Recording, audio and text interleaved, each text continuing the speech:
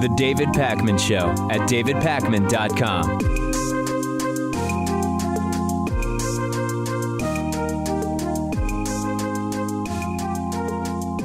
I have been talking for nearly a year about the obvious reality that the Democratic National Committee, then led by Debbie Wasserman Schultz, was conspiring to crown Hillary Clinton the Democratic presidential nominee and take down Bernie Sanders. We knew it, right? We knew about the decisions around debates being made to help Hillary Clinton. We knew there was very shady stuff going on with the Clinton campaign offices sharing space with DNC offices. We knew that Debbie Wasserman Schultz had previously been on Hillary Clinton's 2008 committee, but those were circumstantial pieces of data. They were requiring of inference. What about something undeniable? Well, we have it. Over the weekend, there was a huge WikiLeaks email release, which included nearly 20,000 emails and over 5,000, over 8,000 attached files, including emails from 7 key DNC staff members. WikiLeaks have not yet revealed their source. We know that this hacker, known as Guccifer 2.0, claimed that he was the source of the leaks, but some experts say this is doubtful. What we know is that the emails are devastating to the narrative that the DNC is any kind of unbiased and objective observer within the Democratic primary process. Here is just a little bit of what we learned through these email leaks, and it is truly stunning. We know that the DNC's CFO and CEO considered portraying Bernie Sanders as an atheist to damage his chances in more religious states. Sounds like something Republicans would do. We know that the DNC National Press Secretary and Communications Director discussed propagating the negative narrative that the Sanders campaign, quote, never had their act together.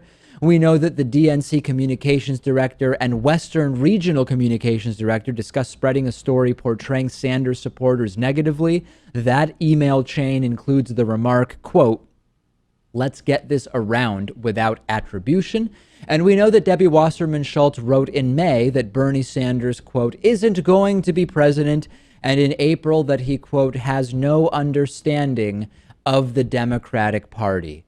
The emails include a bunch of off-the-record correspondence with media people by DNC key executives, including reporters at Politico and the Wall Street Journal and the Washington Post.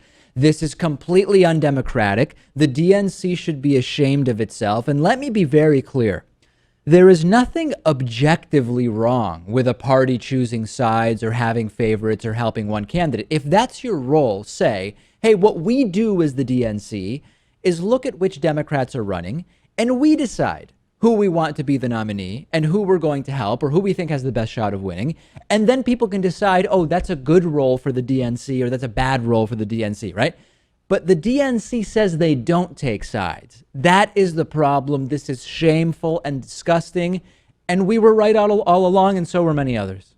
Nothing shocking about it. Nice to have confirmation. It's not surprising at all. And I would like to think it's basically too late already. But I mean, I was hoping when this news broke that this could somehow change things, that maybe Bernie would still have a shot, that the Bernie or bust people could be redeemed. Right.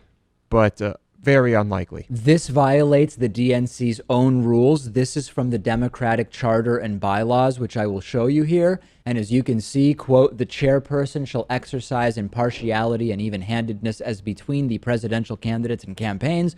The chairperson shall be responsible for ensuring that the national officers and staff of the Democratic National Committee maintain impartiality and even-handedness during the Democratic Party presidential nominating process. That is Article 5, Section 4 of the DNC's own charter and bylaws. Chairperson Debbie Wasserman Schultz reiterated this live on CNN at least once, saying, quote, the DNC remains neutral in the primary based on our rules. This is disgusting. This is betrayal at a level that you would typically associate with a developing country, not the United States. And for me, the fraud isn't, oh, look at the ballots in Nevada, right? That was the angle some people were taking during the primary. It's look at the fact that the DNC was long organizing against Bernie Sanders while claiming to be neutral. On many political issues, Democrats and Republicans are similar. On many political issues, Democrats and Republicans are different. This is a systemic problem that has nothing progressive nor democratic about it. This is shameful. And people often say to me, David, why aren't you a Democrat? You vote mostly for Democrats. I want no association with a party entity that does this garbage. If Hillary is better than Trump, I'll vote Hillary, and she is better. But why do I need to be a Democrat for that when I do not endorse this organization and its actions? It's been a garbage party for a long time. It's just that usually when it comes down to elections, there are only two choices, and you have to pick the lesser of two evils. But make no mistake, Democrats are just about as bad as Republicans when it comes to being bought and sold and you name it. And the Democratic National Committee is a joke, and it has been for a long time. Well, we're going to talk about this more later, but it's very important to remember that the DNC leaks don't mean that we should now punish America for years by voting for Donald Trump. And this is a very difficult thing because I feel what many in our audience feel, which is, yeah, Bernie got screwed. Trump was right that Bernie got screwed. If you're Hillary Clinton, I believe she needs to step out and disavow this. I doubt it will ever happen. She's already been completely pretending this issue doesn't exist, at least in a rally earlier today. This really does change a lot. If Bernie lost fair and square, that is one thing. If Bernie lost to Hillary and the DNC, you lose a lot of credibility, even as Bernie Sanders, when he says we need to support Hillary. I still believe Hillary is better than Trump, but this creates a real problem. Absolutely disgusting. Other not great news for Democrats amidst the shame and embarrassment of the news of a completely corrupt and dishonest Democratic National Committee, Hillary Clinton has chosen her running mate for vice president, and it is Tim Kaine, the senator from Virginia. There are some reasons this could be a pretty good choice. It's a battleground state. Tim Kaine speaks Spanish. He would presumably have some appeal to Hispanic voters, who will be very important. He apparently opposes the Trans-Pacific Partnership, although as recently as last week, apparently he supported it. But now, Lewis, he's against it. He also has backed debt-free college. On one hand, this is as close to a liberal as a Virginia politician could be expected to be. But at the same time, Tim Kaine is one of the most vocal lawmakers to push for a new war authorization against the Islamic State. Now, the context is he's critical of the White House for conducting what he believes is an illegal war. But we've already talked about the problems of a broad war authorization against the Islamic State. He has backed a handful of abortion restrictions in the past. For example, a state law requiring parental consent before a teen can get an abortion. And as governor, he signed a repeal of Virginia's estate tax. During a debate in 2012, he also said he wouldn't rule out a minimum tax for all Americans, regardless of how little you earn, a more common Republican position. And the big one, Lewis, for many, many people, is Tim Kaine wanting to loosen bank regulations. This goes back to him signing a letter that urged regulators to rethink how banking rules would cover regional banks. There are a few instances of this. Should we be glad that this is someone that strategically might make sense in a normal election, although this election is a little different? Or should we be upset that this appears to be another sort of bankster sympathetic choice? Well, who was going to be Hillary's VP? It's going to be someone of that ilk, right? No, without a doubt. I mean, she's not going to pick Elizabeth Warren. She's not going to pick Bernie Sanders. She's not going to pick one of those types. It's not hugely surprising. My question is, and this is what I've been thinking of when we think about the Trump pick as well, who is brought in by the selection? And with Mike Pence, yeah, maybe it would bring in some evangelical Midwestern voters for Donald Trump. I'm not really sure. Who is brought in to supporting Hillary Clinton with the choice of Tim Kaine? If we're trying to appeal to the disaffected Bernie supporters, Tim Kaine is not going to be the guy. Now, if your argument is there are more independents than Bernie supporters that really need to be brought in, maybe Tim Kaine is a good choice. It's just so hard to say because this is not a normal election. Well, some are suggesting that likability had a lot to do with this pick and that he's a really likable guy and that he's easy to like and to relate to or whatever. Let's hope so. And that's a problem that Hillary has, is likability. No doubt. So we will follow it. We will see what kind of a speech he gives this week at the Democratic National Convention. Okay, let's talk about polling a little bit. We have gone beyond the Republican National Convention. The Democratic National Convention starts today. We expected a convention bump for Donald Trump, but we didn't also expect for the Democratic Party to be deeply embarrassed by the release of emails showing they were in the tank to hurt Bernie Sanders and coronate Hillary Clinton as the de facto Democratic nominee. So we also did not necessarily expect that a pro-bankster centrist was going to be chosen as Hillary Clinton's vice president, although Lewis seemingly did expect that. I guess I was optimistically hoping it wouldn't happen. And I am ashamed to have to report to you, particularly our viewers all over the world who don't have a clue what the hell is going on here with politics, that Donald Trump has taken a lead nationally in an average of recent polls. This is not one poll. This is the Real Clear Politics average of recent polls. Take a look at this. It is unbelievable. According to a CBS poll, it's Trump +1. CNN has it at Trump +3. The LA Times has it as Trump +4. Gravis has it as Trump +2. Reuters still has Hillary Clinton ahead. Rasmussen gives Trump a 1-point edge. The Economist /YouGov has Hillary Clinton ahead, and NBC News has Hillary Clinton ahead by just by 1 point. The Real Clear Politics average: Donald Trump 44.1%, Hillary Clinton 43.9%. This is, yes, within the margin of error, but it is an average of recent polls that has Donald Trump ahead of Hillary Clinton. We know former KKK leader David Duke is very happy. We suspect that both China and Russia are happy. More on that tomorrow. The Democrats, Lewis, are starting to make really big mistakes, and they are at risk of giving this thing away. We're going to talk about that later. These numbers do not look good. No, I'm just now thinking, what if the email thing was kind of the icing on the cake? What if that and a questionable VP pick is what hands the election to Trump?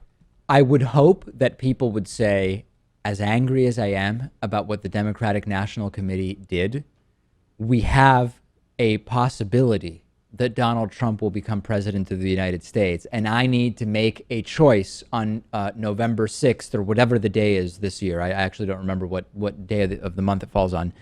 I need to make a choice that doesn't help Donald Trump become the nominee. And my anger for Debbie Wasserman Schultz towards the Democratic National Committee and all of those individuals who conspired to frame Bernie's candidacy as incompetent, to frame Bernie as the bad atheist in more religious states to help Hillary Clinton, all of that stuff, we have to put it aside to some degree. The problem, Lewis, is I don't know that all voters are going to be capable of that. No, it's that anger and hatred. I mean, that's probably the most difficult human emotion to overcome. Right. And yeah, you're right.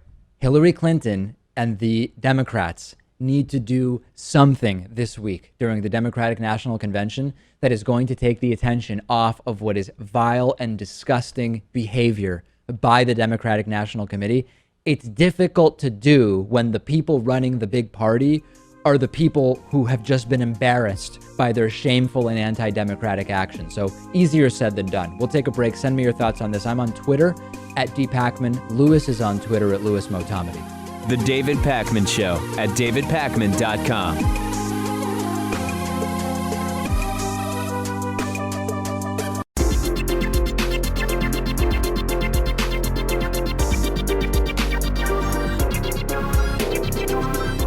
The David Pakman Show at davidpakman.com. Today's new member of the day is James Workinger. James Workinger, or maybe it's pronounced Workinger. I'm not totally sure, but I am sure that his first name is James, and he is voting with his dollars, really pennies. I mean, it's that cheap to become a member. And supporting the David Pakman Show, davidpakman.com/membership is how you sign up. Remember, if you ever shop on Amazon.com, visit davidpakman.com/Amazon before doing your shopping, and then everything you buy will send us a little kickback. And lastly, this Wednesday, July 27th at 1:15 p.m. Eastern Time, we will be taking your calls at 617-830-4750. All topics are welcome. All questions are welcome. The calls have been improving every single week, I would say, and we've had some Trump supporters call in. We've had men, women, Bernie or busters, non-Bernie or busters, all sorts of people. Wednesday, 1:15 p.m. Eastern Time. And again, the number is 617-830-4750. Okay, we've got to have a real serious conversation here, Lewis. We've talked about the selection of centrist pro-bankster Tim Kaine as Hillary Clinton's running mate.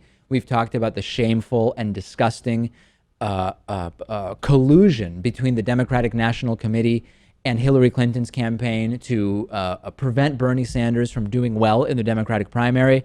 And I have to wonder now, are Democrats trying to give the election to Donald Trump? Not literally trying, but are they effectively doing that? The Republican National Committee screwed up at their convention, right? Melania Trump plagiarized the speech. Ted Cruz goes up there. He doesn't endorse Donald Trump, embarrasses him on national TV. Trump gives a lie-riddled speech that does absolutely nothing for him. And now the Democrats are going off the deep end. They get caught helping Hillary and hurting Bernie. Debbie Wasserman Schultz self-sabotages, announcing her departure yesterday, which will take place just after the DNC, and it's on all corporate media so far in the early hours today. If Bernie had lost fair and square, as I said earlier, that is one thing, and you can make a more reasonable appeal to Bernie supporters to say, we've really got to stop Trump. Now, I believe stopping Trump is still important, but that pitch is weakened, Lewis, when the individuals making the pitch were part of the reason that Bernie lost. Yeah. And we know what everyone is thinking, the Bernie or busters, the people who just generally dislike Hillary, the people who are on the fence. Many of them are thinking, you know what? All right, just give it to Trump. At least the Republican Party was the more democratic of the two. Even though the Republican Party didn't want Trump to be the nominee, they let the voters speak. The process worked, and they have a nominee. And let the Democrats just suffer as a result of their corruption. There are people for whom that logic will make sense and will be compelling. For me, it still doesn't. I am still able to separate the reprehensible disaster that is what has been uncovered as being done by the DNC from the fact that I don't want Donald Trump to be president of the United States, and I will be voting for Hillary Clinton. I don't like the fact that she is way more conservative than Bernie. I think that her centrist pro-bankster selection of Tim Kaine is ridiculous, although what could we expect, as Lewis said. Hillary Clinton was asked about the resignation of Debbie Wasserman Schultz. Of course, in the middle of this total shame, she glossed over it. Here is what Hillary Clinton said about that resignation. I want to thank my longtime friend, Debbie Wasserman Schultz, for her leadership of the Democratic National Committee over the past 5 years. I'm grateful to Debbie for getting the Democratic Party to this year's historic convention in Philadelphia, and I know that this week's events will be a success thanks to her hard work and leadership. Blah, blah, blah, blah, blah. No mention whatsoever of the embarrassment that was revealed via the DNC email leaks. And by the way, exactly as I predicted months and months ago, Debbie Wasserman Schultz has already been hired, sort of, by Hillary Clinton, named as her honorary chair of the campaign. There will be something more extensive and official if Hillary Clinton wins in November, no doubt about it. People should be furious. Our choices are ridiculous, and the entities running these elections are bottom feeders and pond scum. But this is where we are today, Lewis. This is it. This is American politics at its finest. Yeah. It was such an amazing thing, such a delight to see Bernie get as far as he did, and to think for a while that maybe we could actually have a decent person in the White House who knows what needs to be done. Guess not. Over the weekend, there was a shooting in the Olympia shopping mall in Munich, Germany, specifically in the mall itself and also at a nearby McDonald's. 9 people were killed, plus the shooter, who was 18-year-old Ali David Sonboly. 35 others were injured. He ended up shooting himself in the head. He was actually on the run while a manhunt ensued, involving 2,300 officers from the immediate and surrounding area. Ultimately, the shooter was found dead about a mile from the mall. The perpetrator was Munich-born, an Iranian-German dual national. He was heard shouting, "I am German," And I was born here after an onlooker shouted anti-Turkish abuse at him. He had no criminal record. He was the son of Muslims from Iran who came to Germany seeking asylum in the 1990s. And his parents told police that they believed their son had possibly converted to Christianity, but that he wasn't particularly religious. He was described, Lewis, as a loner who was bullied, played violent video games, was, quote, obsessed with mass shootings, was under psychiatric care. He actually compiled a scrapbook of news clippings about mass shootings, owned several books about mass shootings, and actually visited the site of a 2009 school shooting in Germany, reportedly taking pictures there. A classmate of Sonboly said that Sonboly changed his profile picture on the WhatsApp messaging service to a photo of the Norwegian terrorist Anders Behring Breivik. This is actually a very familiar pattern, just not from Germany. And I had a bunch of gun fetishists and ammosexuals, Lewis, over the weekend posting links to how strict Germany's gun safety laws are as evidence that gun safety laws can't prevent shootings. This is so fallacious and bogus. If anything, this shooting reminds us that gun safety legislation actually does work because Germany has so few shootings, so few police shootings. We did that story years ago, Lewis, about how rare it is for German police to use firearms. So posting that Germany has strict gun safety laws after a shooting actually proves that the shootings are very rare and Germany has these very strict gun safety laws. The shooter did not have a gun license. He was able to obtain a Glock 9mm pistol as well as 300 rounds of ammunition. And what's fascinating, and we really have to think this through, is that Germany doesn't have a particularly low rate of gun ownership. There's a 2015 article from the New York Times which says that back in 2013, Germany had 1.5 million gun owners rather, and 5.5 million weapons, with a population of 80 million. This is not nearly as high a rate of gun ownership as we have here in the United States, but the point is, you can get guns in Germany legally, but gun ownership is not a right in the way that it is here in the United States. To get a gun in Germany, you have to get a certificate that proves you know how to handle both the weapon and the ammunition. You have to prove that you can store the gun safely in a place that is accessible only to you. And this process takes months. You also have to be 18 before you can get any weapon. And if you're under 25, you also need to go through a psychological exam. So when people post links about the strict gun laws in Germany, and despite that, there was a shooting, what you're missing is that those strict gun laws are actually connected to a very, very low shooting rate. And we've talked about this before, Lewis. No individual person is going to be 100% prevented from getting guns and using them to kill people, no matter what law you pass. That's not the point. The point is, let's big picture make it more difficult to get guns, make it so that you can actually go through a process that we feel is effective and thorough. And overall, that has actually kept the gun crime rate very, very, very low in Germany. Yeah, I agree with all of that.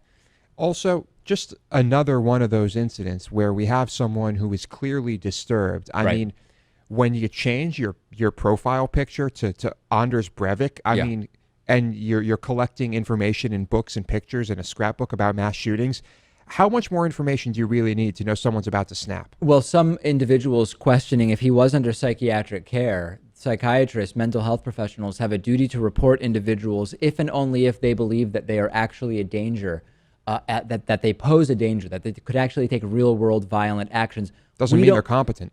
We don't know exactly what was discussed under the psychiatric care of this individual. A lot of people immediately pointing fingers at whoever was the psychiatrist here. We just don't know anything about that right now. We don't know a lot, but I mean, I'm guessing we knew that people were aware of the Anders Breivik picture. I'm guessing that the parents were aware of the collection of materials. Yeah. So, yeah, it's a lot of questions. Very, very disturbing story. And by the way, there are unfortunately many stories from the U.S. to tell you about that are absolutely horrible relating to shootings. I will start by telling you that at least 2 people were killed and more than a dozen others were injured after a shooting outside a Florida nightclub hosting an event for teens. Gunfire rang out as family members were picking up their kids from Club Blu in Fort Myers, Florida, where the no ID required party had just finished. Some of the victims were as young as 12 years old, according to authorities. And this is what is just unbelievable. The club said that they had armed security at the event. It was an event for children aged 12 to 17. I mean, I guess it's good they had armed security in the sense that there was a violent action taken, but also very disturbing that you would even think to have armed security at an event for 12 to 17-year-olds. I mean, everything about this story, Louis, is incredibly disturbing. Yeah, and they did not catch, or people were questioned about this, right? I mean, the people who committed the shooting got away, right? As far as I know. Yeah, well, I'm not sure about that, actually. Okay, well, anyway, I mean, you have armed security guards. Did they even make a difference here is my question. I mean, what did they prevent? What were they doing? I mean, it's Florida, so armed security guards at clubs. Yeah. Okay, it seems to make sense. Yeah. But, is that enough? Was that enough? Clearly it wasn't. Clearly it wasn't, and you were right that officers said 3 people left the scene in a car, with 2 later fleeing the vehicle, according to WBBH reporter Gabrielle Shirley. Now, this is not the only shooting to tell you about from over the weekend. Also over the weekend, 1 person was killed and 7 injured in Hamilton, Ohio.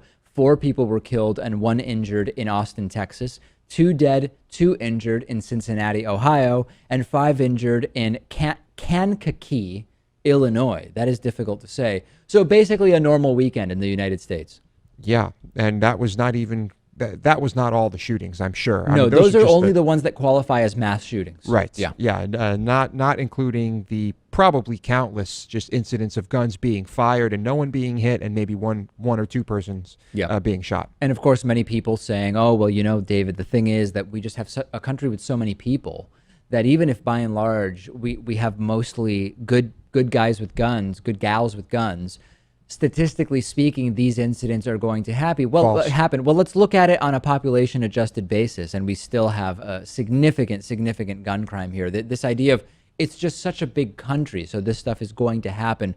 Well, we can easily adjust the numbers for population. It's almost like some of the gun fetishists don't want to believe that statistics allows us to explore these things in greater detail. Well, as you know, David, math is just a liberal conspiracy. Yeah. Who said that? I'm trying to remember now.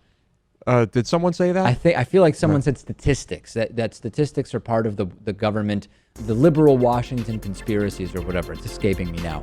All right, the DNC does start today. After the break, we will go to Benjamin Dixon in Philadelphia. We will also go to Luke Vargas in Philadelphia. The David Pakman Show at davidpakman.com.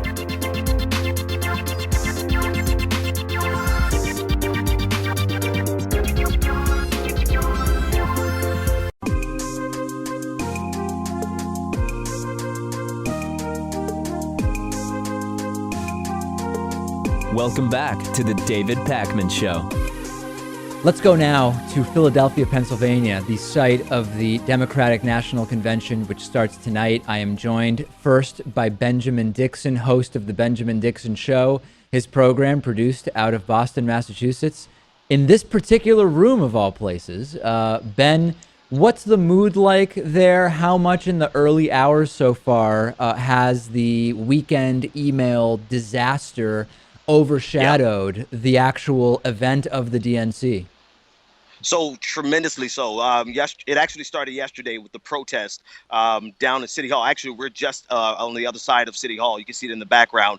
Yesterday, there was estimated I saw different estimates between 2,500 and 5,000 people. Of those people, I think the overwhelming sentiment was that Debbie Wasserman Schultz needed to go. You saw a lot of signs that were saying DNC leaks, corruption, just a lot of focus on the emails. So that really has overtaken the entire narrative of the weekend so far. Now, there are people already talking about, well, because of what we learned from those emails, Bernie should do A, B, C, D. And this is totally separate from the movement that already wanted him to do anything possible to delay the formal nomination of Hillary Clinton. Have you heard anything about what may or may not happen there? So there is a large disavow movement. A lot of people wanting Bernie Sanders to do similar to what Ted Cruz did, and even more so, particularly because of the email link leak specifically. But there is a meeting. Bernie has called a meeting for his delegates today, Monday, at 3 o'clock. And there's a lot of speculation that he's going to do what he can, whatever he can, to bring unity and keep the delegates from calling for a vote. And so he's trying, and this is all speculation. We've been hearing it from some of the delegates who are feeding information to us. But it seems like Bernie may be trying to keep everyone under control. However, this movement is most definitely larger than Bernie. Most people have already concluded, no matter what Bernie says, they're going to move forward with their protests. They're going to move forward with their action on the floor. This is what's amazing to me, Ben. We were talking earlier on the show when we were going through everything that we've learned from the DNC leaks. For Bernie supporters before this, there was the idea for many of us who were not part of the so-called Bernie or bust movement like me, that, okay, I would have rather Bernie be the nominee. He's not, and now the choice is Hillary Clinton or Donald Trump, and I believe Hillary Clinton is the better choice. As you pointed out, this now is bigger than Bernie because the question in many people's minds is, well, how would it have been different had the DNC not meddled in the way we now know they did? Absolutely. And what's the salt in the wound, David, is the fact that not even 3 or 4 hours, Hillary Clinton sent out an email bringing Debbie Wasserman Schultz on as an honorary representative on the 50 state program. I forgot the exact title, but that really hit the protest yesterday and the sentiment and the mood. People are very upset. I don't think that there's much Bernie is going to be able to do. And a lot of people who were never Bernie or bust. And when I say a lot, I'm talking about the people that we're talking to on the ground, right? So it's clearly anecdotal, but the people who are here in Philadelphia, they have gone over the edge in terms of there's nothing that you can get them to do to ever support Hillary Clinton, no matter how bad Donald Trump is. And the problem now becomes, this doesn't change anything about how Hillary Clinton or Donald Trump would be as president of the United States. And This is why it is so difficult now, because there is this sort of coronation that the DNC is participating in that we also know that they caused, right? All along, this was the plan. We suspected this all along, but we didn't have this type of evidence. Now we do. It doesn't change what it is that Donald Trump would do as president. And this is why many progressives I'm talking to are legitimately in very difficult positions now, where they don't want to reward the DNC, but they recognize Hillary Clinton would be better for the country than would Donald Trump.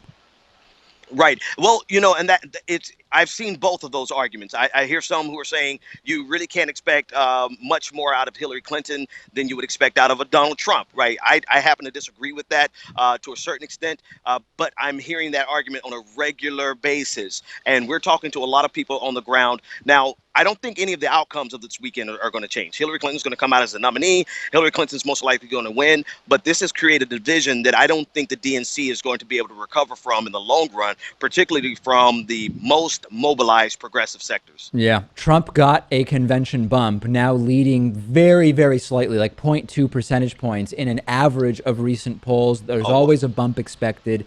Hillary Clinton expects and needs to get the bump herself. And the question now is, will this entire debacle overshadow what it is that she even says on Thursday night? I don't know. I guess we'll see how each day goes.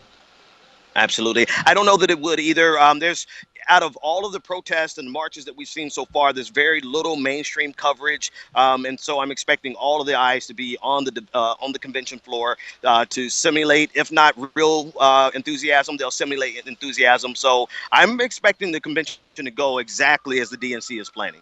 Interesting. All right. Benjamin Dixon from The Benjamin Dixon Show. Check out his show on YouTube. Ben, thank you so much checking in from Philadelphia today. Thanks so much for having me, David. Let's go now from Benjamin Dixon to Luke Vargas. Luke Vargas, of course, United Nations Bureau Chief for Talk Media News. He is no longer in Cleveland, Ohio. He is in Philadelphia, Pennsylvania. And he is here to talk to us about what is going on pre-convention. Let's start. I mean, everybody has heard, Luke, about the email scandal at this point. We'll talk in a second about how that may impact things. First, though, what sort of low-hanging fruit, what gimmies are there for Democrats to exploit this week from the RNC last week? I think there are a lot. And just before we get into that, I mean, talk about a tonal shift. Not only are the protests more exciting here, but everything happening in the convention hall is also more exciting. And I'm glad the music's actually over, but we had Demi Lovato, Katy Perry, and Boyz II Men all doing their sound checks there. So compare that to some of the celebrities from last week, and you definitely have a different feel inside this arena. Yeah. For the good days and the bad ones, I suppose, if you're planning this event. But going into the low-hanging fruit, as you mentioned, the sort of policy elements of Donald Trump's speech that Hillary Clinton should be able to exploit relatively easily. I mean, as someone watching foreign policy, I think there's a lot to work with. I've just been seeing Hillary Clinton holding a live event in Charlotte today, talking about foreign policy, hammering home all of these comments by Trump. Not very many comments, actually just one, but the line about the NATO protection last week. The real element of Donald Trump's speech on Thursday night that really jumped out to me is that it seems as if Donald Trump, maybe accidentally because he doesn't know any better, has borrowed so many different lines from his foreign policy advisors, and we know they represent a range of opinions from sort of the non-interventionist, sort of libertarian push of the last few years to the much more sort of neocon, George Bush era policeman of the world style analysts. And his remarks yesterday showed a huge completion of an arc that began in the beginning of this campaign when he was talking against the Iraq War, even though he was not in favor of that position vocally back in 2003, but talking about, sort of using that as a spear against Jeb Bush, and now coming around, and there's a quote, "It's time to tell the world that America is back, bigger and stronger and better than ever. We will completely rebuild our depleted military." I think Hillary Clinton has an opportunity here. She has been, and some people didn't like this about her, more militaristic than many of her Democratic primary opponents. And I think she can probably confidently make a case that, look, throughout my career, I've argued for a stronger military. I have firsthand experience about how power projection works, and that conditioning American support on, sort of NATO budgetary matters, which is what Trump was saying about the Baltic, is risky. That you may talk about America should be run like a business, but that thinking in a foreign policy sense will take America into a dark place. So I think there's a lot that Hillary Clinton can do here to say, Mr. Trump, you don't understand foreign policy, and you have talked yourself into being the policeman of the world again when most of your base doesn't want that. And I think she may be able to make that case relatively easily. Yeah, and no doubt that foreign policy, not a particularly strong area for Donald Trump. The question is, I just spoke to Ben Dixon from the Benjamin Dixon Show, and he said that the convention will proceed as if these email leaks never happened and it will all just happen. The question, though, is what will the narrative be in media? And as we've seen, independent media and social media heavily focused on those email leaks, and we'll have to see what kind of a narrative corporate media will spin, at least after the first night tonight. I don't know what you expect as far as that goes. I don't know either. I mean, we have Bernie Sanders on the agenda. We have Elizabeth Warren. You'd have to think there are a few lines that are going to be inserted in there which reflect recent events. I mean, I think the supporters of primarily Bernie Sanders will be really let down if it went without notice, the way that the deck was stacked against him. And it is worth remembering the RNC aligning against Donald Trump throughout the primary campaign was sort of a strength for him. I mean, it was all the more impressive that he did as well as he did when he had none of the institutional advantages. Here is quite different. I mean, basically we're looking at Hillary Clinton and I think rightfully wondering now, where would she have been in this head-to-head with Bernie Sanders had it not been for the support for the change debate schedule, for some of these rather cynical attacks used against him that surrogates and others seem to be bringing up. So in many ways, the division we're seeing here within the Democratic Party, depending on how the media narrative is shaped, what the speakers and the protesters here in the convention center and outside say, could really change the narrative. And we've already been hearing stories widely reported in the Washington Post and elsewhere that Bernie Sanders protesters here in the city are chanting "lock her up." I mean, this phrase has gone from Cleveland now here to Philadelphia, and there are even talk from some Sanders supporters that we may be hearing boos in the arena on Thursday when Hillary Clinton takes the stage. And I mean, even Ted Cruz's supporters weren't doing that last week. So, I think it's a... Wow, and I think we have lost there Luke Vargas. He, not sure what happened there, but in the middle of what was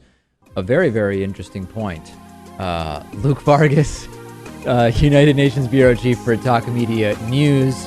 He will join us again, ladies and gentlemen, don't worry. The David Pakman Show at davidpakman.com.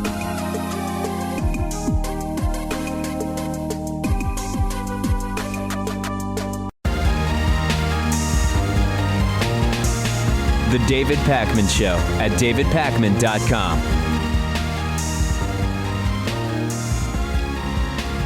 As you know, Donald Trump's Republican candidacy has really catalyzed and coalesced many groups of people to become politically active, and it has actually inspired one particular individual to re-engage with politics in a serious way. I've mentioned many times that former Ku Klux Klan Grand Wizard David Duke really likes Donald Trump, and he now apparently has feeling the peace and love from Trump so much that he has decided to run for U.S. Senator from Louisiana. He said in his statement on YouTube about what has inspired him to run and why he is running, quote, "Thousands of special interest groups stand up for African Americans, Mexican Americans, Jewish Americans, etc.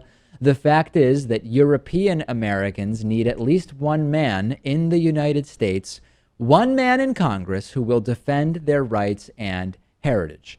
David Duke's resume includes not only being the former Grand Wizard of the KKK, but he is also a convicted felon and former Republican state representative. He added, "I believe in equal rights for all and respect for all Americans. However, what makes me different is I also demand respect for the rights and heritage of European Americans." I would question, Lewis, what respect and rights the so-called European Americans are lacking in this country. I didn't know that they were lacking respect and rights. Well, as far as I know, they aren't. For some people, it's like David Duke. They are worried that it's going to get to that point. And right now, they are the majority. But in a short amount of time, they will no longer be the majority. And perhaps they are afraid of what might happen. Of course, you could ask others, and they could say that it's been happening for decades. Yeah, the demographic shift, rather, is very, very concerning to people like David Duke. The former hate group leader said that it was actually him who popularized the term America First, which is now one that Donald Trump has really embraced, saying he was the first to promote it during his, in modern times. We have the Trump stuff going on, right? The down ballot. We hear about what will the impact be down ballot of Donald Trump being the Republican nominee. We have hypothesized that for more mainstream Republicans, and it's a little sickening that I'm even using that term, for so-called mainstream Republicans, the Donald Trump candidacy may have a negative effect, but the down ballot impact for people like David Duke, who want to stop immigration and stop trade agreements and match up on so many issues with Donald Trump, there's actually no better time for someone like David Duke to run for Senate. Yeah, it's. I think he's aware of that. It is the opportune timing. I don't think he can win. I think he's had too much bad media coverage, way too many skeletons in his closet. I just don't see how it could possibly happen, even in a state like Louisiana. Well, the Republican Party officially doesn't like this. Reince Priebus, RNC chairman, tweeted out shortly after this announcement, David Duke and his hateful bigotry have no place in the Republican Party, and the RNC will never support his candidacy under any circumstance. So we will see how former KKK Grand Wizard David Duke does, inspired to run by the success of Donald Trump. And as we know, Trump, not racist, but very, very popular with racists. Here's a shocker. You know, of course, if you watched the show last week or have heard other news, that Roger Ailes has resigned in shame, but with a $40 million golden parachute from Fox News after many accusations of sexual harassment by countless women, including Gretchen Carlson and Megyn Kelly, former and current Fox News hosts, respectively. There are also now 3 women who have accused Donald Trump of rape and or sexual harassment. This includes one of Donald Trump's ex-wife. This includes a woman who was 13 at the time of the alleged rape that took place, and another woman named Jill Harth that I told you about last week. They are both, Ailes and Trump, accused of the same thing, and you may or may not be surprised that Donald Trump is defending Roger Ailes. Let's take a look at a little bit of an interview where Trump talked about what a good guy Roger Ailes is. Finally, Roger Ailes. Is he helping you? Is he advising you? Well, I don't want to comment, but he's been a friend of mine for a long time, and I can tell you that some of the women that are complaining, I know how much he's helped them, and even recently, Yeah. and when they write books that are fairly recently released, and they say wonderful things about him, and now all of a sudden, they're saying these horrible things about him, it's very sad. Because he's a very good person. I've always found him to be just a very, very good person. And by the way, a very, very talented person. Look what he's done. So I feel very badly. But a lot of people, I think he's going to run my campaign. Yeah. My campaign's doing pretty well. Mr. Trump, until we meet again. Thank you very much. Thank you for your Yeah, time. Thank I you. get the appeal of Trump in simpleton terms, right? He speaks so simplistically. Hey, Ailes is a very good guy, and he's very talented. Well, what about the serial sexual harassment that you and he are both accused of? Oh, yeah, you know, people write books and they say good things, and he's a good guy. Oh, okay. And what does being a good guy even mean in these terms? I mean, would a good guy put him or herself in a position where they can be reasonably suspected of patterned criminal and morally reprehensible behavior? I don't know. And female voters, I mean, really all voters, I don't like it when someone is accused of sexual harassment and we say female voters should really be paying attention to this. Really all voters, but in particular, female voters who are backing or thinking about backing Trump, they really need to take a close look at these words, because not only are there now 3 sexual assault allegations against Trump, he's defending the guy with 6 or 10 accusations against him.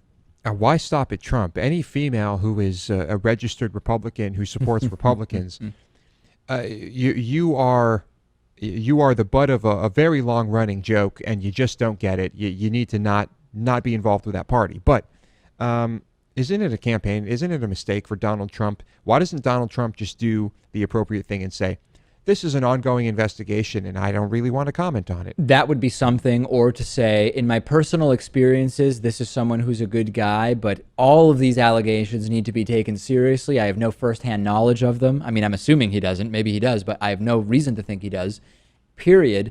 And then he didn't even deny that Roger Ailes may be helping Donald Trump with his campaign, which, if true, think about that for a second, because unless that started 3 days ago when Roger Ailes resigned from Fox News, what Donald Trump is alluding to, or at least not denying, is that while running Fox News, the head of Fox News was also advising the presumptive and now official Republican nominee.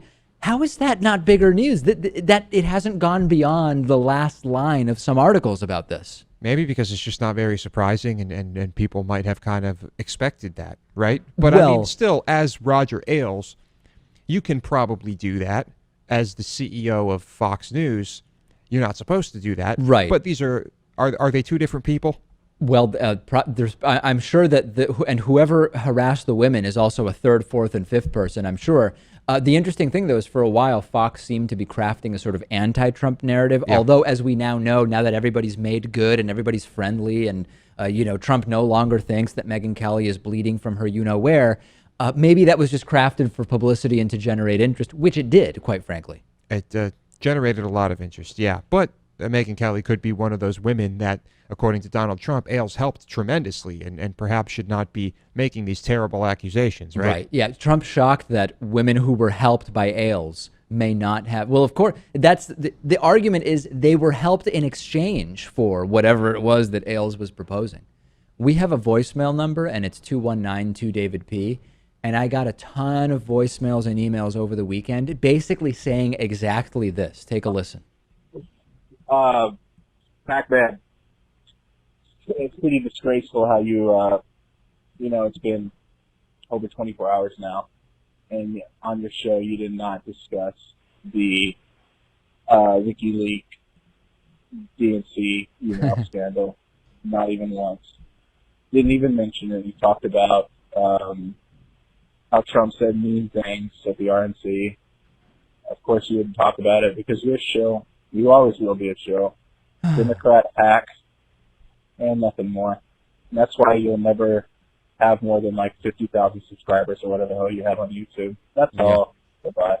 Okay, we've got 231,000 subscribers on YouTube, but that just shows you how lazy this person is, that they're even too lazy to actually check the number. This voicemail was left for us on Saturday, and many of them were left on Saturday and Sunday and Friday at 11 p.m. The Friday show was done Friday morning. This story broke in earnest later on Friday. We don't work 7 days a week. We do 5 shows a week. The next show was Monday. It was our lead story today, and of course I covered it. And by the way, What reason would I have to hide the DNC WikiLeaks story? I don't even understand. Yeah, why are people upset? If you only have 50,000 YouTube subscribers, how influential would you be anyway? That's another point. By the way, who am I if I only have 50,000 YouTube subscribers and no radio affiliates or TV affiliates or anything? Who even cares whether I'm talking about the WikiLeaks thing? But of course it was our top story today. People have to, this stuff will rot your brain. The right-wing media stuff that's circulating on the internet, it'll rot your brain. And this phone call, this voicemail is representative of that. On the bonus show today, Lewis tried to go swimming and couldn't. And he hasn't told me the story yet as to what happened, but he says it's a crazy story. And we're going to hear the story on the bonus show today. I had no problem going swimming over the weekend during the heat wave, but Lewis had a problem, and we'll hear about it. THC has been found in the Colorado water supply. So this is one of the side effects of legalization of recreational marijuana we have heard less about. And we will also talk about some new super hard metal shows. No.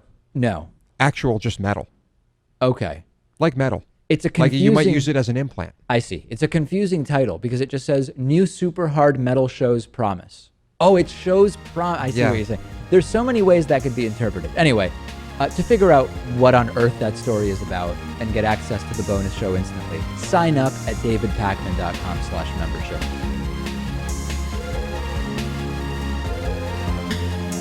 The David Pakman Show at davidpakman.com.